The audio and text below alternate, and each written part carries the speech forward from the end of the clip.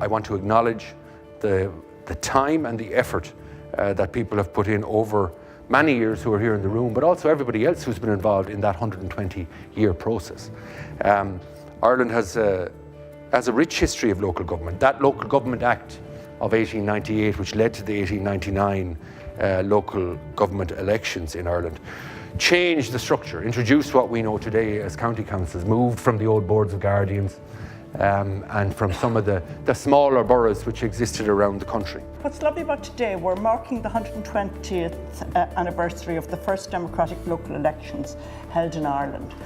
And we're doing it in the right place because this is where the planning for those local elections, all the planning for the new structures, the county councils, etc., it all took place here. I want to now consider the role of the councils, and again the Minister mentioned some of that, and I think this is a message that we need to get out to the wider public and to our school children and others, because throughout most of the 20th century the state services that really mattered in people's lives were delivered through local authorities. I'm thinking of health services, housing, sanitary services, a lot of welfare as well, and those services mattered.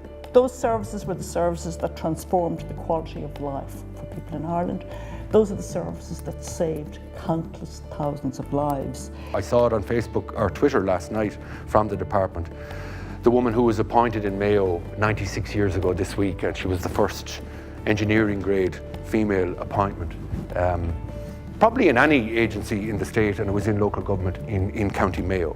And those records they're an important remembrance of the history of what's gone before us in our local communities. And the fact that local government was ahead of the times in appointing that woman 96 years ago, ahead of the times in giving, albeit a very select few women, a vote 120 years ago. If you examine the local authority records, and I'm delighted the Minister mentioned them, so please preserve your records, because these are the stories of everyday life in Ireland and they are very, very valuable to us. But if we go into more of these, we learn more about women's involvement. There is evidence, and we need to collect more, that women played a crucial role in some aspects of local government in the 20s, 30s and 40s, though we don't know much about it. The public health nurses who will have done extraordinary work at times, they're not all elected people. There are all those kind of stories that have to be explored to give us pioneering figures in the community who will have made people's lives better. When the 1898 Local Government Act came into effect, the Irish Parliamentary Party MP John Dillon said, "If local government is done successfully, it will constitute an unanswerable argument for Home Rule."